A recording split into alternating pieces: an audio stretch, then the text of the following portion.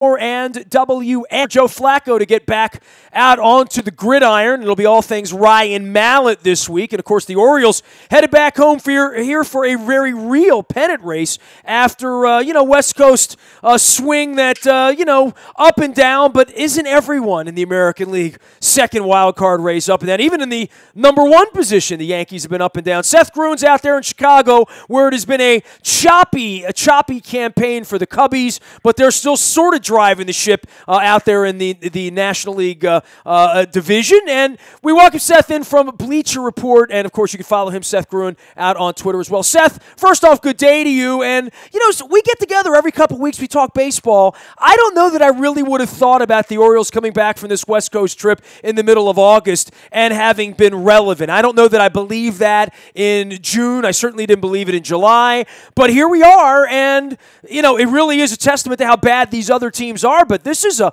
game of hot potato, this American League wildcard race right now.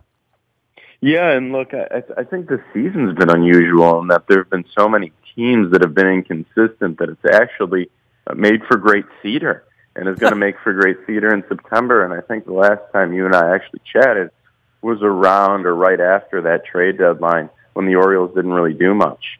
And I think the conclusion kind of both you and I came to was that they wanted to sort of wring the rag that is Manny Machado, wherein, they may not be able to get that much left out of him, but they're going to get whatever they can and try to compete and maybe get into a wild card situation and go out and try to win a World Series, even though you wouldn't pick them to do so. It's all about making the tournament, and if you can get past that one-game playoff, hey, anything could happen. It really does speak to where these teams are. I mean, all these teams are sort of middle of the road, and there's almost a feeling where you don't have to be too good to make the playoffs. And look, 2 weeks ago, Kansas City was in the driver's seat. Seattle won a bunch of ball games. Tampa was, well above 500. All of these teams have taken a dip, and here comes Minnesota, and here comes the Angels, who are coming in here again this weekend, and we're going to see Mike Trout. The one thing I'll say about the Orioles, they have gotten better pitching, and they are hitting the ball, and you say wringing the rag that is Manny Machado. And you said they didn't do much at the deadline. Well, Hellickson's taking the ball every fifth day. For better or worse, that's an upgrade. And certainly the Beckham thing has made Dan Duquette look like a savant here over the last 2 weeks. Yeah, for sure. I mean, look, I think they felt like they were better off competing this year than they were hitting that reset button. And I think it's very fortunate for them that, the past couple of weeks have shaken out the way they have. Because at the end of the day, you and I both kind of thought that they were out of it and had sort of screwed up because they had a chance to begin the rebuild now. But again, and I know Manny Machado has had an up and down season himself, but, whenever you have a player like that, you got a chance to really ride him through, several weeks of baseball. And if that several weeks of baseball happens to land in October, well, then you're in pretty good shape. Seth Gruen joining us here from Bleacher Report out in the Chicagoland area. Look, I'll get back to the American League race, and we can go team by team and talk about, relative odds. And we could go to Vegas right now, and I don't know who amongst these teams you would actually bet on right now, right? I mean, Baltimore, Tampa, Minnesota, Kansas City, Angels, Seattle. I don't even know. I mean, I know the Yankees would be a good bet right now, but they feel to be trending in the wrong direction. But suddenly, in the National League, the central race is like real, and even the Pirates can claim they're in this thing with a strong month in September. The Cubs have let sort of everyone hang around. Here come the Cardinals. And, man, just when you think you can count the Cardinals circle the wagons unlike anyone in the history of baseball, right? I mean, over the last 25 years, they're always alive on Labor Day, right? And even when you count them out on Memorial Day, don't look out, right? Because they are the team trending the right way. Yeah, and the Cardinals right there, that's the team that the Cubs really need to worry about. The Brewers are young. They weren't supposed to compete this year. They are way, way, way ahead of schedule. You could argue maybe 2 years. I don't think people necessarily even thought they'd compete for a playoff spot next year, but we're really circling 2019, actually, as that first year that they were going to compete.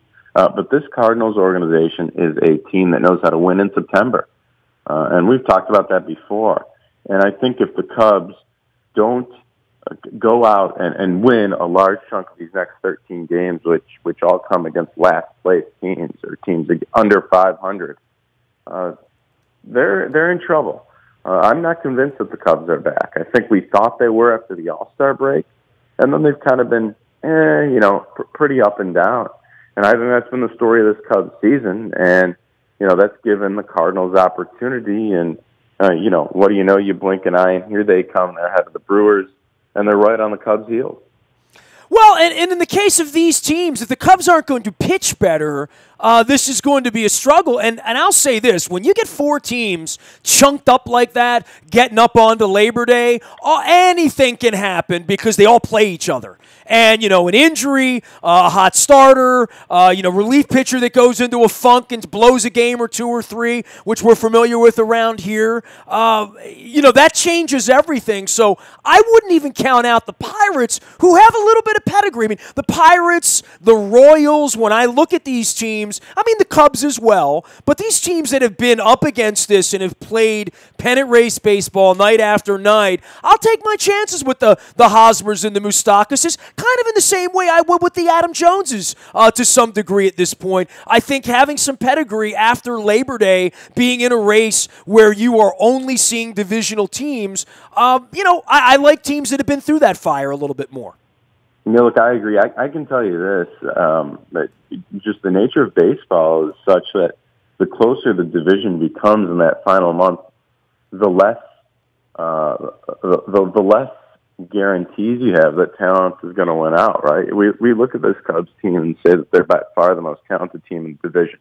That's true. And that gives you reason to pick them now and even reason to pick them in September. But just as you alluded to, you get some hot pitching, and it doesn't matter who has the better bat. If the Cardinals are pitching well in September, and the Cubs are not, the Cardinals are going to be NL Central champs, and the Cubs are going to be SOL.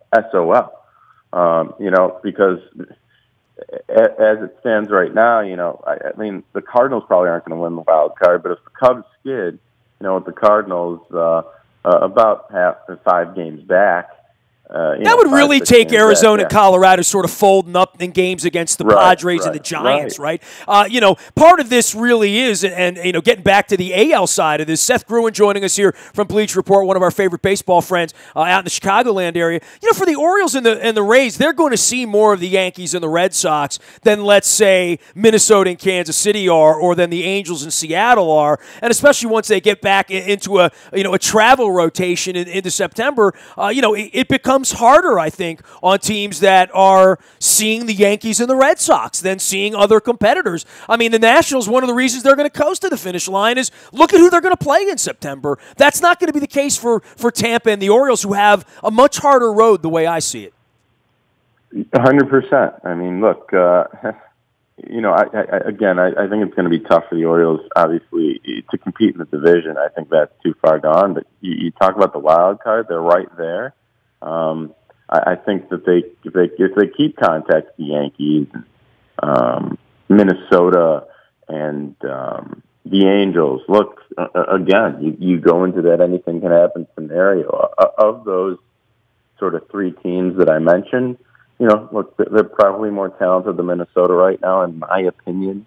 The Yankees, Angels are obviously have more talent than the Orioles do, but at the end of the day, again, if you can pitch well in that final month, you're in good shape because it's a pitching-heavy sport.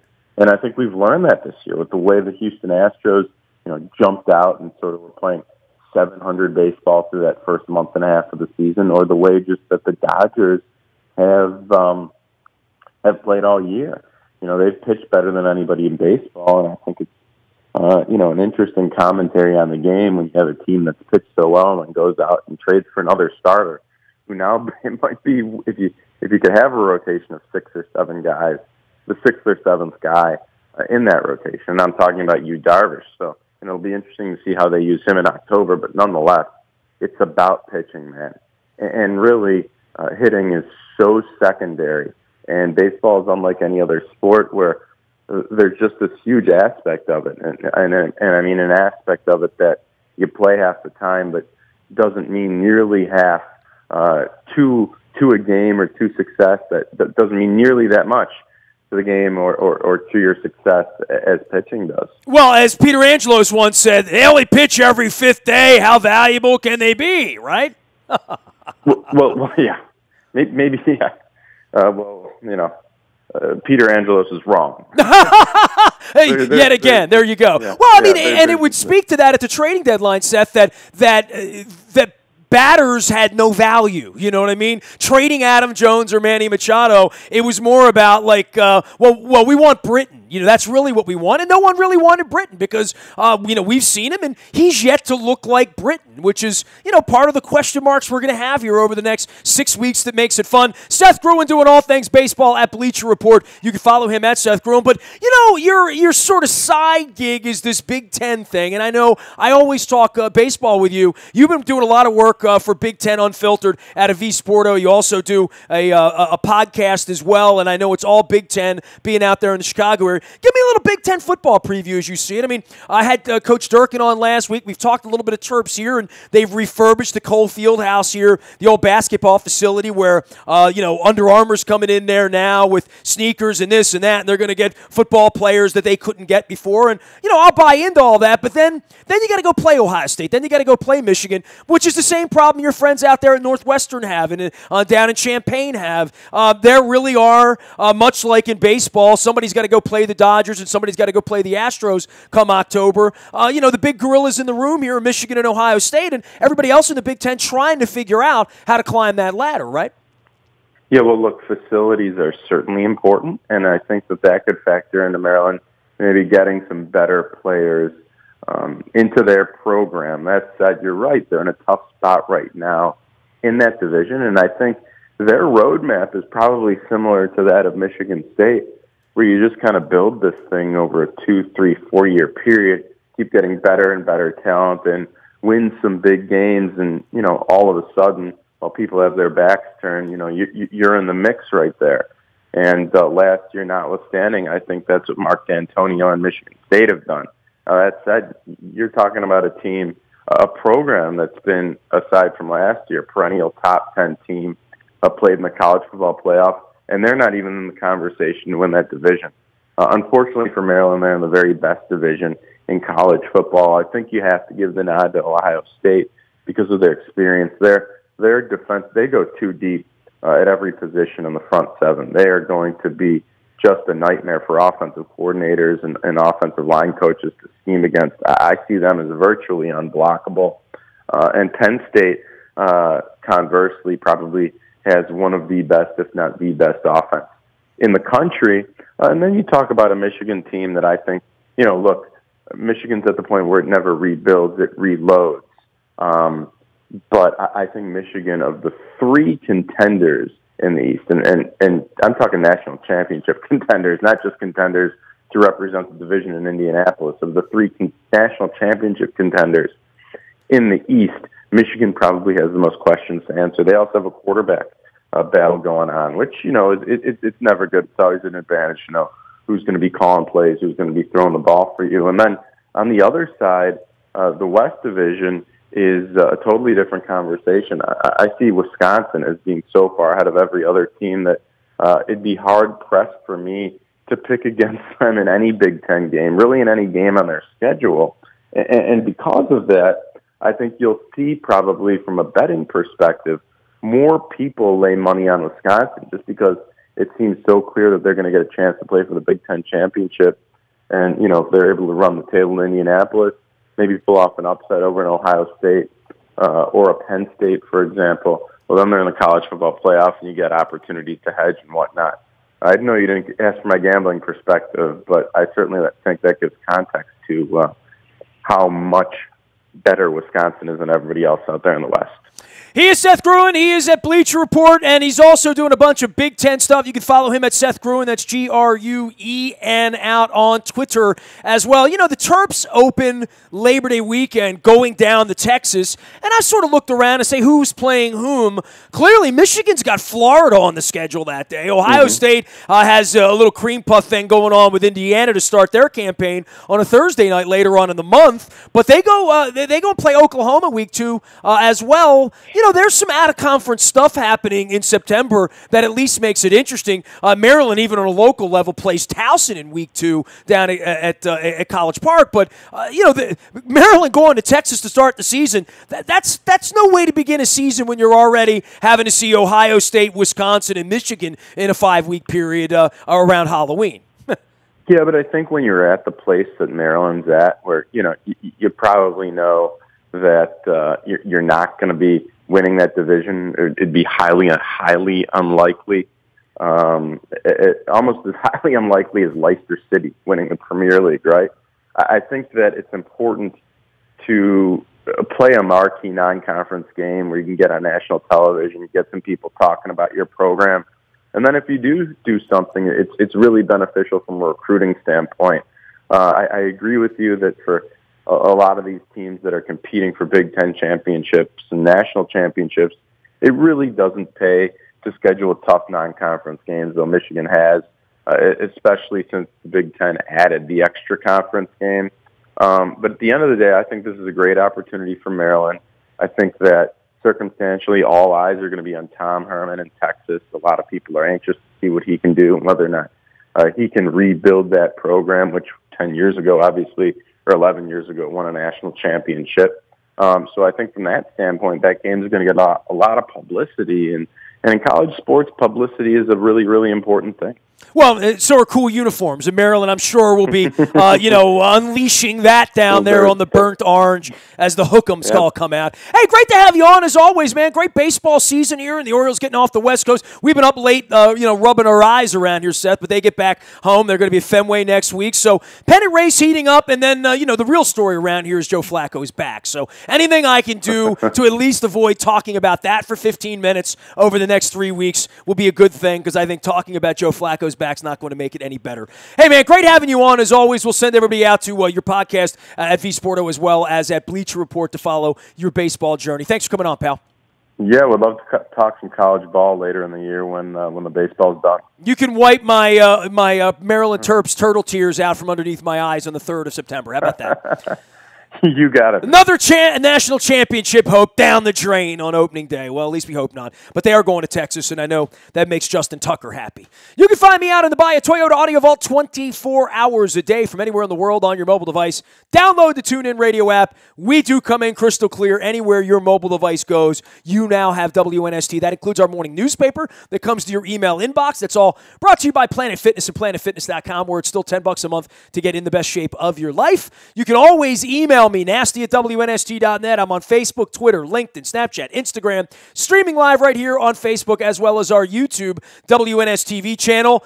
Now we have light in the WNST studios at all hour, like natural sunlight. It's kind of wild. You should put it on. And then we're going to be at Wembley. Now, we're doing that on September 24th. On the 23rd, the Saturday before the game, we're doing a Purple Sky Takeover. It's true. You'll have to go to the website and learn more about it, or you can toss me an email. But if you're going to London, circle the calendar. If you got friends that are going to London, tell them about our event. It's Saturday afternoon, 2:52. We're doing a purple walk to the Emirates Air cable car. We're going across the River Thames to the O2 Arena. We're going to have some fun.